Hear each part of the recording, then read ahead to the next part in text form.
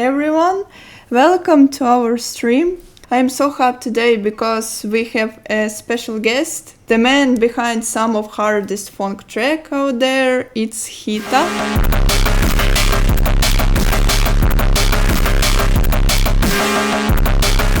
You choose this guest from my Telegram channel. I remind you that you should subscribe on my Telegram channel because sometimes I share with my release and collaborations and a little bit saying about next episodes from the Phonk interview. Hita, how are you doing today? And I'm very thankful that you joined to our interview. Thanks for having me, Ari. Good to be here. Thanks for voting for me in the Telegram. Appreciate it. I'm doing well. Thank you. How are you doing? I am okay. Thanks for asking. So let's start from the beginning.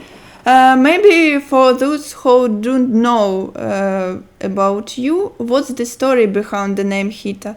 How did you choose this nickname? The nickname was from 2018. I had some inspiration to produce music. So I was producing music for 2 years. So from 2016 to 2018, I did music production without an alias. And I was with one of my friends and I thought we'd try to decide on a name for me, an alias. And Hita just sounded like one of the best options for me. It felt quite universal, and it was the right choice for me at the time. And I feel like it's a cool name. I didn't want to have HXTTA because that was a bit too obvious of a name. So I changed the X instead of the I. So yeah, Hita. Funk has evolved so much lately. How would you describe your specific sounds in 3 words? Chilled, aggressive, and fierce. Cool words, as I can say. What does a typical day in the life of Hita look like? Is it all music, or do you have other passions? It's a lot. I think music is more of an addiction for me at this point. I think my other passions in life, I'm a homebody person, so I spend a lot of time at home. I like traveling. I like to travel, go on flights to places around the world. Apart from music production, I do a tiny amount of content creation. I like to read. I like to play some video games. Just the general, the usual stuff that a 26-year-old. Yeah, music feels like, as I said, it's more of an addiction. When it feels like stuff in my head is struggling to be processed, I enjoy sleeping. I sleep a lot. I enjoy cooking, reading books occasionally. I like watching movies. It's one of my passions at the moment. Video games and music production as well. Who were the artists that made you want to start producing music yourself? So to start producing music, I started off making just beats in FL Studio. Before that, it was actually Skrillex. In 2014, I tried to produce in Ableton. I struggled with Ableton, so I gave up very quickly with that DAW. And then after that, I feel my music production started to grow when I was inspired by producers like Metro Boomin, Wonder Girl, Denzel Curry. Those were 3 producers that I watched on Genius on the YouTube channel on beat breakdowns, and that helped me start producing music and beats again. And then in 2021, I believe, I think it was the end of 2021, I started producing funk music. So a few funkers which helped me start to produce funk music was Pharmacist, probably Ghostface Player, and Kaito Shoma, 3 main names, and also Henson. Henson was a big one with Sahara. That helped me start to be inspired in the funk sound. Somebody asked you in the chat, what is your attitude towards piracy? Piracy? So are we talking about piracy of music or of software, of games, of movies?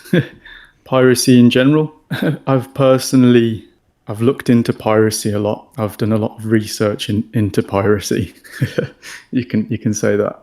And I feel it's always better to purchase the software, to purchase the movie, or to purchase but I feel like if it wasn't for piracy, we wouldn't have half of the music producers that we have on the scene right now. Piracy wasn't a thing. I think a lot of producers would have either never started or would have been delayed in starting, because not everybody has access to the amount of money it costs to purchase FL Studio and all the plugins and to purchase all of the sounds, really. So I wouldn't say I disagree with piracy. I think it's always better to buy, but I also appreciate the fact that world where if you can't do something one way, then you find another way to do it. So we talk about Godzilla and Tokyo Killer.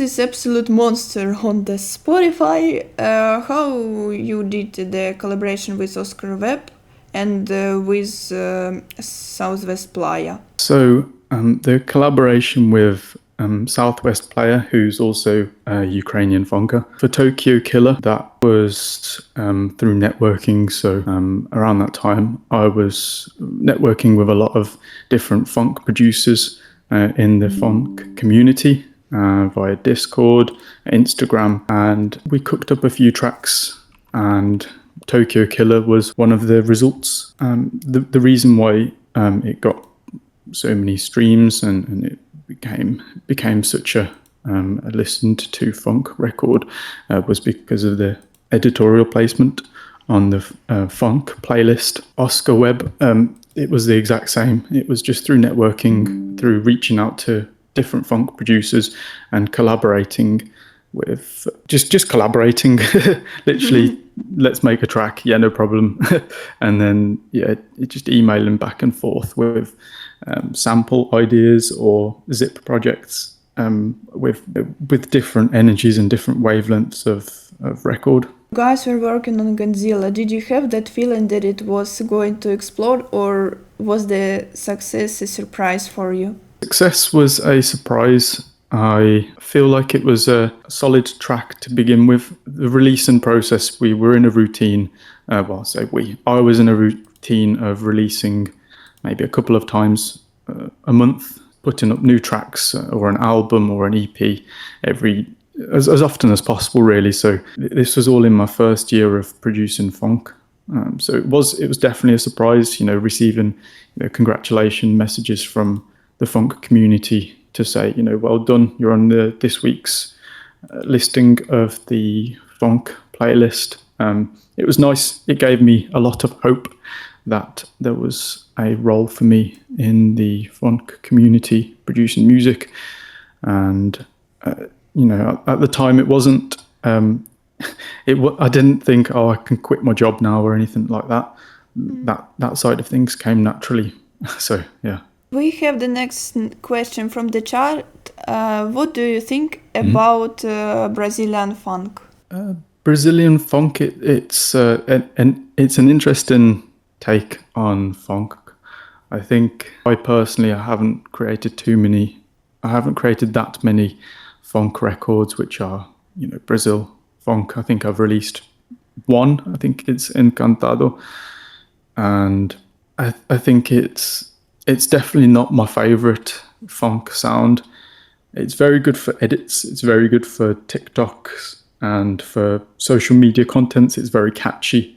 It gets you hooked within the first, few seconds of listening, because it's a solid sound. But personally, I'm 2022 era of funk, where it's it's just still cowbells. Yeah, I think it's a good sound, definitely. I just don't think it's not my sound, really. Continue talking about Godzilla. I've seen Godzilla used in so many car edits and gym videos. Do you watch those? What's your favorite type of video where people use your music? I think car edits are the best edits that I enjoy watching, because I enjoy looking at cars. I enjoy seeing a nice, mainly JDM cars, Japanese Supra or a GTR. Seeing my music with those edits, it helps me visualize how cool the sound is, because it's one thing listening to a track and closing your eyes and just relaxing listening to the music. It's another thing opening your eyes and seeing the music being used for other creative outlets such as edits, and it's good to see. Definitely, I think car edits are my favorite. Let's talk about your industry and maybe some advices for other producers. But I had other question from the chat. How you joined to the Ukrainian funk community? You have some friends from their community, or how you joined to the server and something like that? Yes, so with the Ukrainian funk community, it was the first time that I realized there was a community with my birthplace, which is Kharkiv in Ukraine. It felt like I was disconnected from any community, even family from Ukraine before funk. And then I started listening to funk and I realized, hang on a second, this music, this sound, it's almost in my blood, because at the time, 70 to 80% of the biggest funk producers were from Eastern Europe, either Ukraine or Russia or Estonia or, the Eastern European Slavic countries. So it was nice to see and hear that there was such a big community, a big thriving community of producers who enjoyed making funk music. It's the thought of a cowbell being used to make tracks as hard as the tracks that are out there. It's a niche genre, so it's very specific. I personally wouldn't have thought that it would have taken off as much as it did, but I'm thankful that I found a community at the time. It was through Discord that I joined up with the Funk UA community. It was that was where I did most of my networking, along with Instagram direct messages, where I said to producers, let's make a track, and millions of streams later, we're here. What's your take on the current funk scene? Do you think it's becoming too mainstream, or is it just getting started? I think funk is it's still in its infancy in terms of how popular it is. I feel it's an electronic genre of music. So naturally, I think it's going to be one of the most listened to genres. I feel I don't know, to be honest. I'm not sure. I think it's funk, the funk Memphis a cappella. Most of the a cappellas that we hear are from 90s and early 2000s tapes. They're from very, well, I say very older records. So I feel it's music. It's a living organism. So it's ever growing, and I feel funk it definitely helped popularize electronic music and bring a lot of communities together. Have you got some ideas or maybe ideas for creating some clips for your music and something like that? Because it's really looks as your producer, not like sound producer, you like cinema producer. It's pretty cool. Yeah, thank you. A lot of the ideas that I get are from watching content online. It's from being inspired by other creators, by other producers, and by other creative minds who have a vision and who have a connection to music. So a lot of my music, a lot of my creativity stems from other other nodes or other people who have stood up for what they believe in creatively by actually continuing to do it, continuing to make music and continuing to release. There's a lot of ways that I can improve. I feel like recently I've been very relaxed with the routine, with producing, with releasing content. But it comes in waves and cycles and seasons. So it's very good to sometimes go 110%, 200%, and other times it's good to ease off the gas and to take it a bit slower.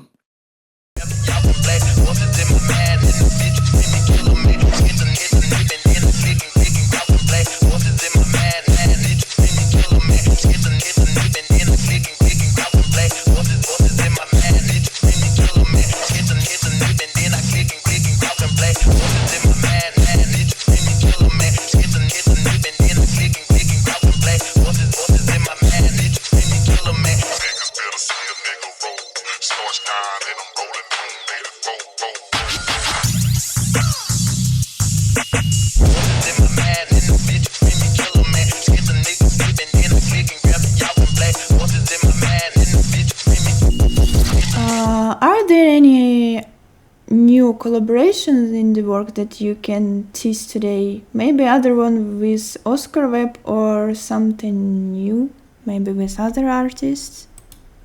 At the moment, I don't have any collaborations aside from our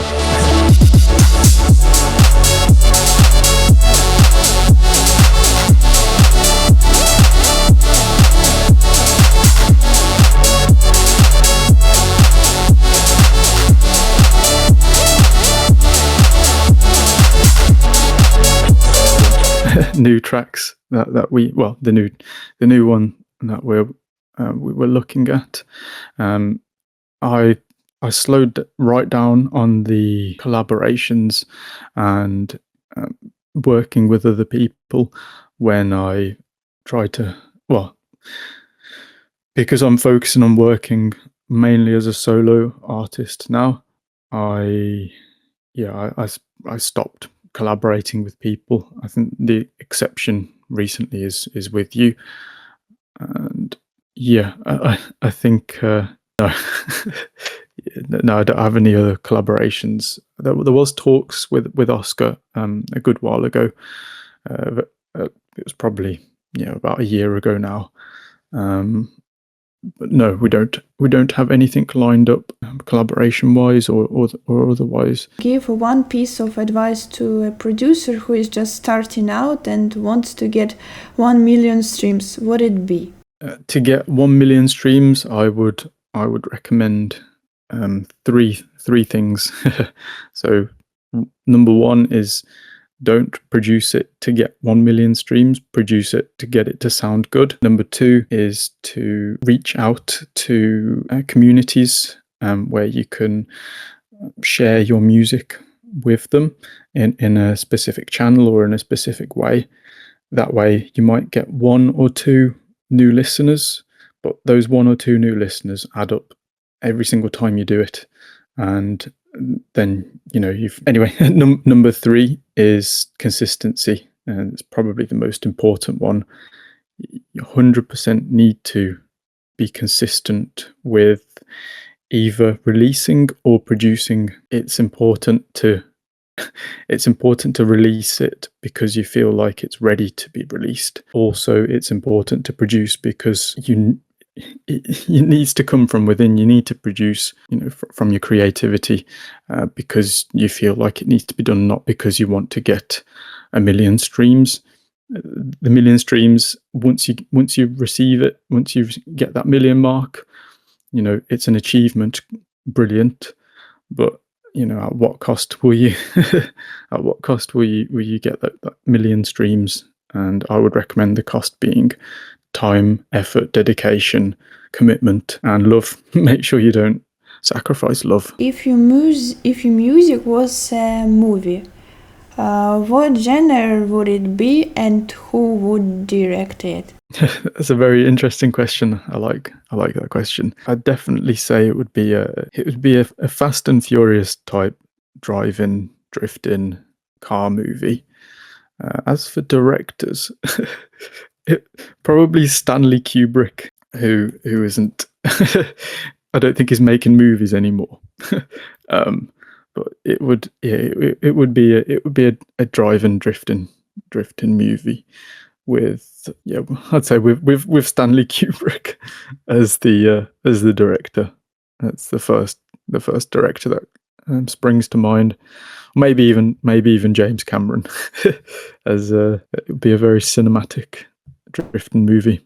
What kind of music you listen, and what kind of artists do you like? The music that I listen to at the moment, it's very limited. So I used to listen to music as often as possible whenever I could. Now I started to reduce my music consumption to allow my brain to have some room to not be as closed in, because I'd put my headphones in, I'd listen to music, and that was it. That was me either switched off or switched on. Now it's answering your question. Sorry, that was a wild tangent. Answering your question, I'm listening to a lot of heavy metal music at the minute. So as I said, Pop. I went to one of her concerts the other week. That was fire. It was a good concert, and I'm listening to a lot of music that is aimed at narcissists, probably like me. So probably Sabrina Carpenter. I'm listening to. I can't think of any other ones, to be honest. I can't think of any other ones. I heard that you first time used Ableton, and right now you use FL Studio. Can you say what difference between the programs, and what the most comfortable DAW programs you use for your comfortable writing music or something like that? Yes. So FL Studio 100% is the only digital audio workstation that I use. I used Ableton for maybe 2-3 days before I thought, this isn't the interface that's correct for me. So yeah, FL Studio is the only DAW that I use. So much for being here and accept our inviting. It was an honor to talk with you. So very, very much so the same with you. Thank you. Thanks everyone in the chat for the energy. And stay tuned for next stream and other episode on my YouTube channel. I remind you that tomorrow we have a record from the stream, and you will watch it with subtitle in Ukrainian if you don't understand what we are talked about. So thanks Hita for being here and everyone. So have a nice evening, have a nice night.